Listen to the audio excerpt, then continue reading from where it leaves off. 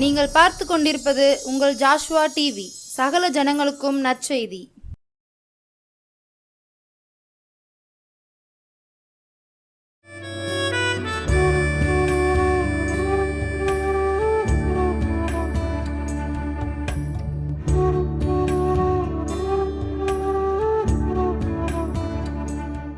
ஆண்டவரும் இரட்சகருமாகிய இயேசுவின் நாமத்தினாலே ஜாஸ்வா டிவியினர் அனைவருக்கும் அன்பின் சமாதான வாழ்த்துக்களை தெரிவித்துக் கொள்கிறேன்.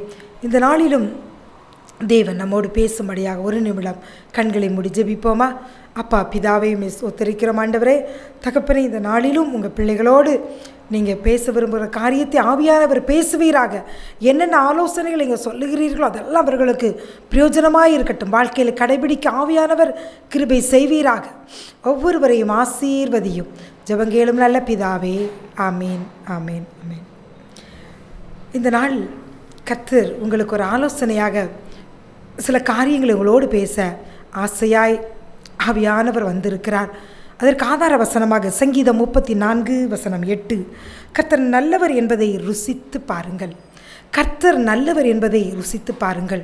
உங்கள் வாழ்க்கையில் சில சூழ்நிலைகள் வரும் பொழுது, இயேசு நல்லவரா, ஏன் என் வாழ்க்கையில் இப்படி நடக்கிறது அப்படியெல்லாம் சொல்லி இயேசுவை குறித்து ஒரு கேள்வி, அவர் உண்மையிலே நல்லவர் தானா, எப்படி அப்படின்லாம் சொல்லி தேவனை குறித்து ஒரு உங்கள் மனதிலே ஒரு குழப்பம், ஒரு கேள்விக்குறியோடு நீங்கள் காணப்படலாம். அதற்குத்தான் இங்கு ஆண்டவர் சொல்லுகிறார், கர்த்தர் நல்லவர் என்பதை ருசித்து பாரு, அதை நீ அனுபவித்து பாரு. பார்த்தா தான் நீ நல்லவர், இயேசு நல்லவர் என்பதை உங்களால் கண்டுகொள்ள முடியும். சில பேர் நம்ம இன்றைக்கு பார்த்தோம்னால் உலகத்தில் அப்படி நாம் ஒரு இடத்துல நாம் ஒருவர்களை சந்திக்கும் பொழுது, ஒரு கூட்டங்களில் அவங்களுடைய வேலை பார்க்கும் இடங்களிலோ பழகும்போது சில பேர் சொல்வார்கள், எனக்கு அவர்களை பார்த்த உடனே எனக்கு என்ன செய்யவில்லை, பிடிக்கவில்லை. அப்பொழுது நாம் எவ்வளவுதான் அவர்களை பற்றி நல்ல காரியங்களை நாம் எடுத்து சொன்னாலும், அவர்கள் இப்படி அப்படி என்று சொன்னாலும் அவர்கள் ஏற்றுக்கொள்ளவே மாட்டார்கள். இப்படிப்பட்ட நபர்களை நீங்களும் பார்த்திருப்பீர்கள். அது காரணம் என்ன? அவர்களோட என்ன செய்யவில்லை, பழகவில்லை. அவர்களோடு ஒரு நாளாவது ஒரு மணி நேரமாவது அவளுடைய பழகி பார்த்தால் அவளுடைய நல்ல குணங்கள், நல்ல காரியங்கள் அவள் தெரிந்திருக்கும். அநேகர் இப்படி சொல்வதை நான் பார்த்திருக்கிறேன். பிரியமானவர்களை, நீங்களும் பார்த்திருக்கலாம். அவர்கள் மிகவும் மோசமானவர்கள், எனக்கு பிடிக்கவில்லை, பார்த்தாலே பிடிக்கவில்லை, நான் அவர்களிடம் எந்த தொடர்பும் வைத்துக்கொள்ள மாட்டேன் என்று சொல்லி அவர்களை பார்க்கும் போதெல்லாம் இவர்களுக்கு கோபம், எரிச்சல், அவர்களை பற்றி தவறாய் பேசுவது, இப்படிப்பட்ட நபர்களை நீங்கள் பார்த்திருப்பீர்கள். இப்படித்தான் நீங்களும் இயேசுவோடு ஒரு தொடர்பு இல்லாததுனால, இயேசுவோடு நெருங்கி பழகாததுனால, அவரோடு உறவு வைக்காததுனால நீங்கள் என்ன செய்யலாம், உங்கள் உள்ளத்திலும் நான் உங்களுக்கும் இயேசு நல்லவராக அல்ல, அவர் உங்கள் வாழ்க்கையில் நன்மை செய்யாதவராகவே உங்களுக்கு காட்சியளிக்கலாம். தவறு இயேசுவின் மேலல்ல, தேவன் மேலல்ல, உங்களிடத்தில் இருக்கிறது. இயேசுவோடு நெருங்கி பழகும் பொழுது, அவரோடு உறவாடும் பொழுது, நீங்களும் அவர் ஒன்றாக இருக்கும் பொழுது, உங்களுடைய காரியங்கள் எல்லாம், உங்கள் குடும்பம் இருக்கலாம், பிள்ளைகள் இருக்கலாம், மனைவி இருக்கலாம், கணவன் இருக்கலாம், ஆனாலும் இயேசுதான் முதலாவது உங்களுக்கு மணவாளன், தகப்பன், மூத்த சகோதரனாக வைத்து எல்லாவற்றையும் நீங்கள் அவரிடம் சொல்லும் பொழுது, அவரோடு இணைந்து நீங்கள் எல்லா காரியத்தும் முதலாவது நீங்கள் இயேசுவுக்கு தெரியப்படுத்தி அவரோடு ஒரு வாழ்க்கை, இயேசுவோடு நடக்கிற ஒரு வாழ்க்கை நீங்கள் வாழும் பொழுது தான் இயேசு உங்கள் வாழ்க்கையில் நல்லவர் என்பதை நீங்கள் ருசித்து பார்க்க முடியும். பிரியமானவர்களே, இன்று முதல் நீங்கள் அது இயேசுவோடு இணைந்து வாழ தீர்மானிங்கள். அப்பொழுதுதான் உங்கள் வாழ்க்கையில் பிரச்சனைகள், பாடுகள், போராட்டங்கள் வரும் பொழுது, இயேசு எனக்கு நல்லதே செய்யவில்லை, தேவன் வாழ்க்கையில் கெட்டதே செய்கிறார் அப்படி என்று சொல்லுகிற உங்கள் நினைக்கிற நினைவுகள், இயேசுவுக்கு நேராக நீங்கள் முறுமுறுக்கிற முறுமுறுப்புகள், அவரை நோக்கி நீங்கள் பல கேள்விகள் கேட்டு தேவனை இயேசுவை மனம் முடியும்படியாக அவரை நீங்கள் அநேக காரியங்களை சொல்லி குறை சொல்லுகிற காரியங்களாக உங்களை விட்டு அகலும். நீங்கள் இயேசு நல்லவர் என்பதை ருசித்து எப்படி பார்க்க வேண்டும் என்று சொல்லிக்கூட அவரை வேதத்தில் இருந்து சில காரியங்களை நாம் இன்று கற்றுக்கொள்ளப் போகிறோம். இந்த காரியங்களை நீங்கள் கடைபிடிக்கும் பொழுது உங்கள் வாழ்க்கையில் கர்த்தர் நல்லவராகவே இருப்பார். கர்த்தர் நல்லவர் என்பதை உங்கள் வாழ்க்கையில் நீங்கள் அனுபவித்து நீங்கள் என்ன செய்ய முடியும், சொல்ல முடியாது. வசனத்தின் பின்பகுதி கூட சொல்லுகிறது, அவர் மேல் நம்பிக்கையாக இருக்கிற மனுஷன் பாக்கியவான். அவர் மேலே உங்களுக்கு நம்பிக்கை வேண்டும். எப்பொழுது நீங்கள் அவரோடு உறவாடி அவரோடு நீங்கள் ஐக்கியம் வைக்கும் பொழுதுதான் அவரை பற்றி தெரியும். தேவனை பற்றி அறிகிற அறிவு உங்களுக்கு உண்டாகும். தேவன் வானத்தை பூமியை படைத்தவர், செங்கடலை பிளந்தவர், மரித்த லாசருவை உயிரோடு எழுப்பினவர், 38 வருஷம் வியாதியாக இருந்த மனுஷனை ஒரே வார்த்தையில் சுகமாக்கினவர், குருடரின் கண்களை திறந்தவர், இன்றைக்கும் அவர் என் வாழ்க்கையிலும் அற்புதம் செய்வார் அப்படிங்கிற நம்பிக்கை உங்களுக்கு வருவதற்கு இயேசு மேலே நீங்கள் நம்பிக்கை வைக்க வேண்டும். வசனங்களை வாசிக்க வேண்டும். அவரோடு நீங்கள் இணைந்திருக்கும் பொழுது அந்த விசுவாசம் உங்களுக்கு அது பெருகும். தேவனை பற்றி அறிகிற அறிவு உங்கள் வாழ்க்கையில் வர வர வர நீங்கள் நல்லவராக அவரை பார்ப்பீர்கள். அவர் மேல் நம்பிக்கையும் நீங்கள் வைப்பீர்கள். எப்படி நீங்கள் நல்லவராக அவரை பார்க்கலாம் என்று சொல்லி கூட வேதத்திலிருந்து ஒரு காரியத்தை நாம் பார்க்க இருக்கிறோம். மரியாள் மகதில் நாம் மரியாளை கூட நாம் பார்த்தோமானால் லூக்கா 10வது அதிகாரம், லூக்கா 10வது அதிகாரத்தை நாம் பார்த்தோமானால் லூக்கா 10:39 முதல் 42 வசனங்களை நாம் அங்கே பார்த்தோமானால் 38 அங்கே காரியம் சொல்லப்பட்டுள்ளது. இயேசு பிரயாணமாக போகிறார். அங்கே மார்த்தாளும் மரியாளும் அவரை தன்னுடைய வீட்டில் என்ன செய்கிறார்கள்? ஏற்றுக்கொள்ளுகிறார்கள். அங்கே மரியாள் 39வது வசனம், லூக்கா 10:39. அவளுக்கு மரியாள் எனப்பட்ட ஒரு சகோதரி இருந்தாள். அவள் இயேசுவின் பாதத்தருகே உட்கார்ந்தவருடைய வசனத்தை கேட்டுக்கொண்டு இருந்தாள். இயேசுவின் பாதத்தருகே இருந்து வசனத்தை என்ன செய்கிறாள்? கேட்டுக்கொண்டு இருக்கிறாள். 40வது வசனம், மார்த்தாள் சொல்லுகிறார், பற்பல வேலைகளை செய்வதனால அவள் என்ன செய்கிறாள்? மிகவும் வருத்தமடைந்து அவளிடத்தில் வந்து, ஆண்டவரே, நான் தனியே வேலை செய்யும்படி என் சகோதரி என்னை விட்டு வந்திருக்கிற குறித்து உமக்கு கவலை இல்லையா? நம்மளைப் போலவே அவளும் என்ன செய்கிறாள்? தேவனை பார்த்து, இயேசுவை பார்த்து கேள்வி கேட்கிறாள். நான் அப்படி தனியே வேலை செய்து கஷ்டப்பட்டு கொண்டிருக்கேனே, இது உமக்கு கவலை இல்லையா? நம்ம அப்படி தான் ஆண்டவரை பார்த்து அநேக வேளையில் கேள்வி கேட்கிறோம். என் வாழ்க்கை மற்றவர்கள் வாழ்க்கை போல இல்லை. நான் எவ்வளவு ஜெபிக்கிறேன், கொடுக்கிறேன், உமக்காக பரிசுத்தமாய் வாழ்கிறேன், என்னெல்லாம் செய்கிறேன், எவ்வளவு பாசம் பண்ணுகிறேன், ஆனாலும் நான் இவ்வளவு கஷ்டப்படுகிறேனே, மற்றவர்கள் என்னை கேள்வி கேட்கிற இடத்துல நான் இருக்கிறேனே, என் வாழ்க்கையில் இந்த காரியம் மாறாமல் அப்படியே இருக்கிறதே, இதை பற்றியெல்லாம் உமக்கு கவலை இல்லையா? இப்படி என்று சொல்லி ஒவ்வொரு நாளும் இயேசுவை பார்த்து நாம் கேள்விகளை கேட்டு அவரை நாம் நோகடித்து கொண்டு இருக்கிறோம். உண்மைதானே பிரியமானவர்களே? மார்த்தாளை போல நாமும், உமக்கு கவலை இல்லையா?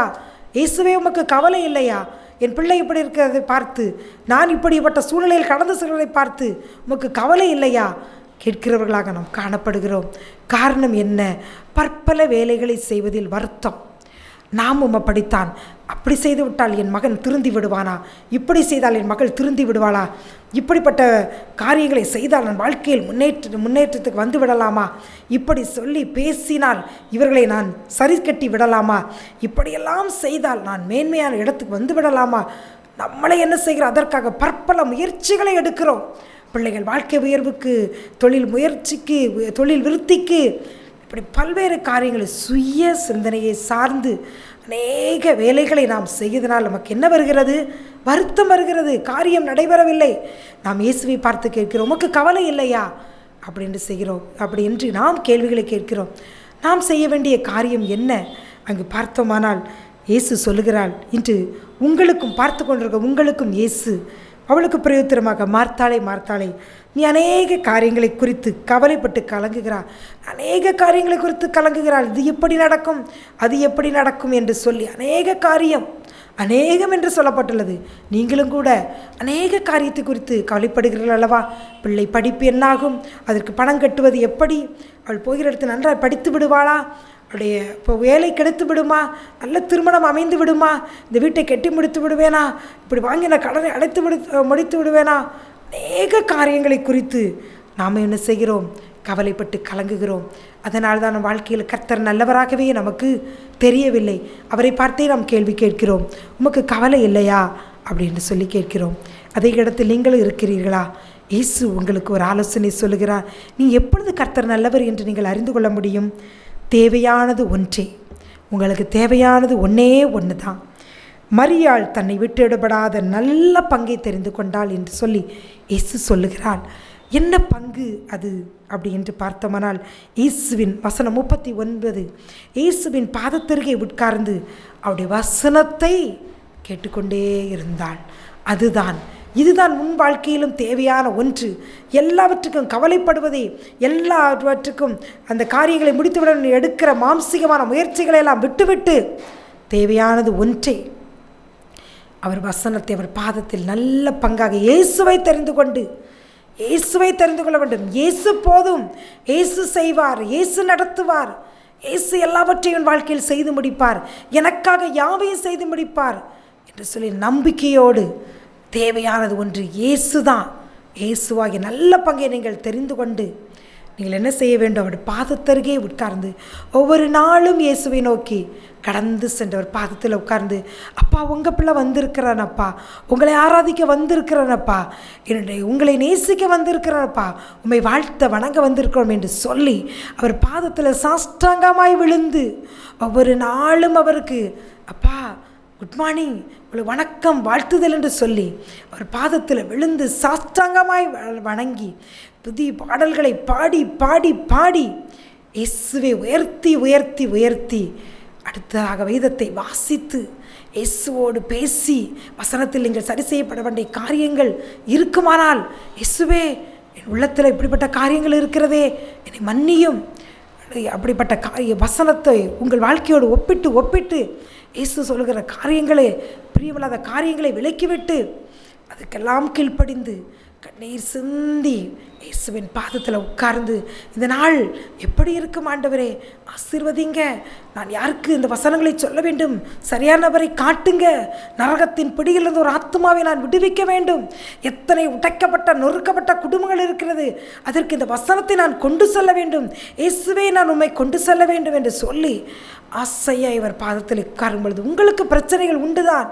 உங்கள் கணவர் ரட்சிக்கப்படவில்லை, பிள்ளை ரட்சிக்கப்படவில்லை, தேவைகள் மலை போல அதிகமாக இருக்கிறது, இருந்தாலும் எல்லாவற்றையும் ஒதுக்கி விட்டுவிட்டு அவர்கிட்ட அன்பு செலுத்தி, அவர் மேலே நேசம் செலுத்தி, அவரை ஆராதித்து துதித்து பாடி வசனத்தை வாசித்து அவர்கிட்ட உங்கள் காரியங்களை சொல்லும் பொழுது தேவையானது ஒன்றே.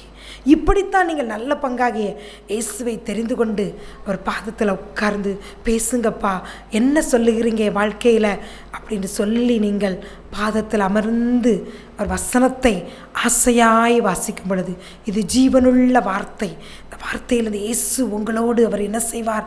பேசுவார். வசனத்தின் மூலமாக உங்களோடு பேசுவார். அதை கேட்க கேட்க கேட்கும் பொழுது ஒருவேளை உங்கள் வாழ்க்கையில் சூழ்நிலையில் கோணலாய் மாறுபாடாய் அது காணப்படலாம். நிந்தை அவமானத்தில் கடந்து சென்றாலும் இயேசு உங்களோடு கடந்து வந்து அந்த அக்கினியில் நடந்தாலும், நீங்கள் பெரு வெள்ளமத்தில் நடந்து போனாலும் யோர்தானை கடக்கும்படியாக சாத்ராக் மேஷாக் ஆபேத்நேகோ போல அந்த எரிகிற அக்கினிச்சூளையில் நீங்கள் தப்புவிக்கும்படியாக உங்களோடு அவர் உலாவுகிறவராக இயேசு அப்பொழுதுதான் காணப்படுவார்.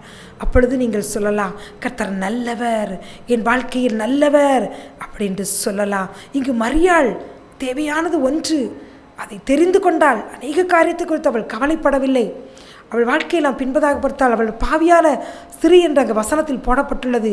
நல்ல பங்காக இயேசுவை தெரிந்து கொண்டால் கர்த்தர் நல்லவர் என்பதை அவள் இயேசுவின் பாதத்தில் அமர்ந்ததினால் தெரிந்து கொண்டால், வசனத்தை கேட்டுக்கொண்டே இருந்தால், நீங்களும் இந்த காரியத்தை செய்யும் பொழுது இயேசு உங்கள் வாழ்க்கையில் நல்லவராக வெளிப்படுவார். ரெண்டாவது அவள் என்ன செய்கிறாள் என்று பார்த்தோமானால், லூக்கா 7:44 அங்கு பார்த்தோமானால் இந்த மரியாள் தான் அங்கு மரியாளை பற்றி அங்கு சொல்லப்பட்டுள்ளது. அங்கு சீமோன் வீட்டுக்கு இயேசு விருந்துக்கு அழைக்கப்பட்டிருக்கிறார். அங்கு மரியாளும் வந்திருக்கிறாள். அப்பொழுது அங்கு நான் பார்த்தோமானால் அங்கு வசனம் சொல்லுகிறது 39, அவரை அழைத்த பரிசேயன் அவரை கண்டபோது, இவர் தீர்க்கதரிசியாக இருந்தால் தம்மை தொடுகிறவள் யார் என்று தெரிந்திருப்பாளே, இவள் பாவியாய் இருக்கிறாளே என்று தனக்குள்ளே அவன் என்ன செய்கிறான்? சொல்லிக் கொள்கிறாள். அவள் பாவியான ஸ்திரியாக அங்கு மரியாள் இருக்கிறாள், காணப்படுகிறாள். அப்போ நாம் பார்த்தோமானால் இயேசு சொல்லுகிறாள், சீமோனை பார்த்து சொல்லுகிறாள். 44வது வசனம், லூக்கா 7:44, ஸ்திரிடமாய் திரும்பி சீமோனை நோக்கி, இந்த ஸ்திரியை பார்க்கிறாயே, நான் உன் வீட்டில் பிரவேசித்தேன், என் கால்களுக்கு தண்ணீர் தரவில்லை, இவ்வளவு கண்ணீரால் என் கால்களை நனைத்து தன் தலைமையினால் அவைகளை துடைத்தாள். அவள் என்ன செய்கிறாள்? இயேசுவின் பாதத்தை முதலாவது கர்த்தர் நல்லவர் என்பதை அவள் எப்படி ருசித்து பார்த்தால் பாதத்தில் அமர்ந்திருந்தாள். நீங்களும் பாதத்தில் அமர்ந்திருக்க வேண்டும் என்று சொல்லி இயேசு சொல்லுகிறார். இரண்டாவது, பாதத்தை அவள் என்ன செய்கிறாள்? கண்ணீரால் துடைக்கிறாள், தலைமீறினால் துடைக்கிறாள். பின்பு பார்த்தோமானால் 46, நீ என் தலையில் எண்ணெய் பூசவில்லை, இவளோ என் பாதங்களில் பரிமள தைலம் பூசினாள்.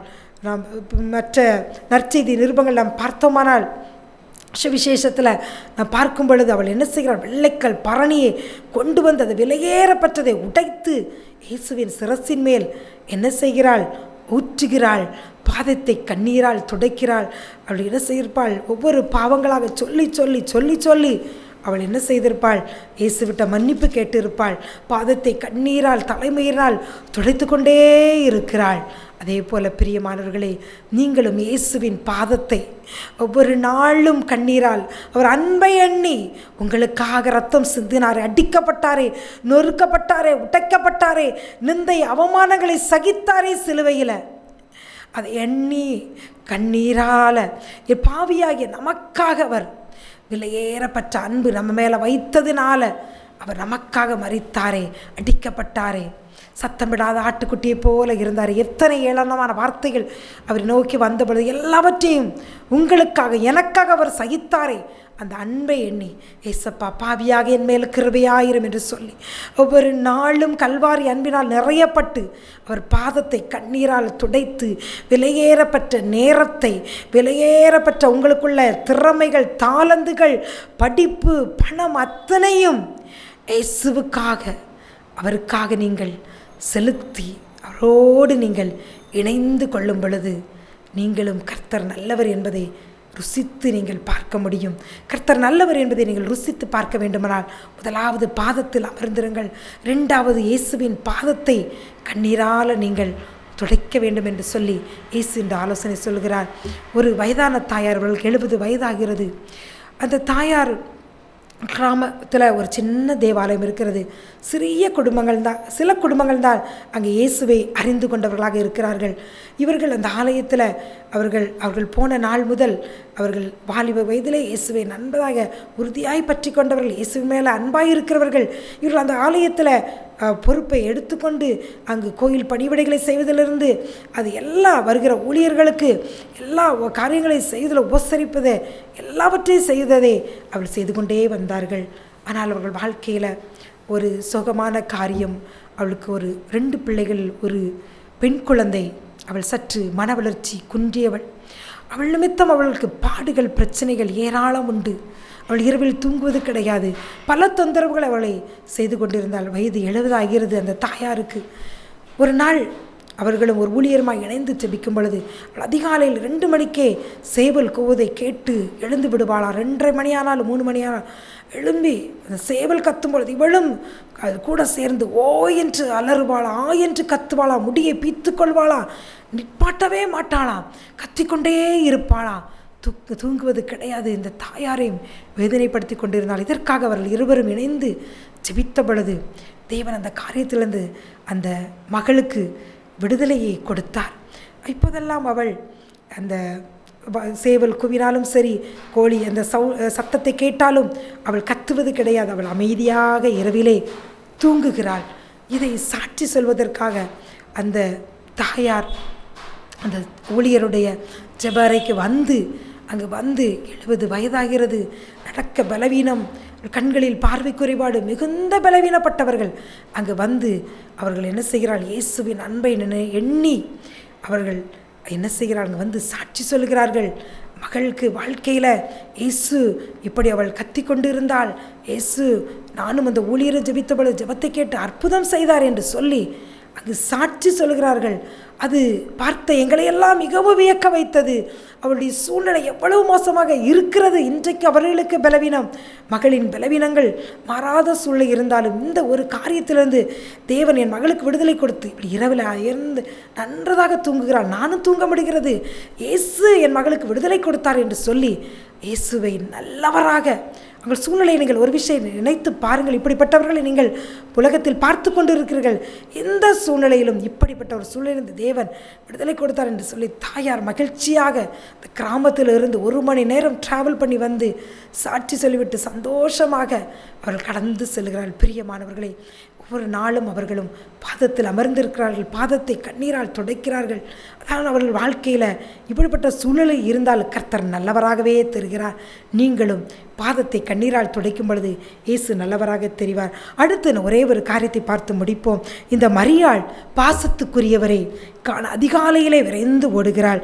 லூக்கா 24:1 நாம் பார்த்தோமானால் வாரத்தின் முதல் நாள் அதிகாலையிலே ஆயத்தமண்ண கந்தவர்க்கங்களை எடுத்துக்கொண்டு சில ஸ்திரீகளோடு கல்லறையில் வந்தாள் என்று பார்க்கிறது. யோவான் 20 அங்கு மரியாள் என்று பெயர் குறிப்பிடப்பட்டே அங்கு காணப்படுகிறது. வாரத்தின் முதல் நாள் காலையில் அதிக இருட்டோடைய மகதலேனா மரியாள் கல்லறையிடத்திற்கு வந்து என்று சொல்லி பாசத்துக்குரியவரை காண அதிகாலையில் இருட்டோடே அங்கு ரோம போர்ச்சேவகர்கள் எவ்வளவு கட்டுப்பாடுகள் இருந்திருக்கும். இயேசுவை பின்பற்றுகிறவர்களை அவர்கள் அங்கு துன்பப்படுத்தக்கூடிய சூழலை காணப்படலாம்.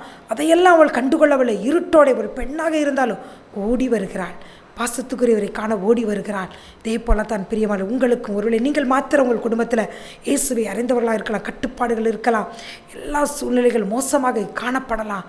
அந்த பாசத்துக்குரியவரை காண அதிகாலையிலே தேடி அவர் பாதத்தில் விழும் பொழுது அங்கு பார்த்தால் ஏன் அழுகிறாய் என்று கேட்டு மரியாதை ஆறுதல் படுத்தி இயேசு தம்மை வெளிப்படுத்துகிறார்.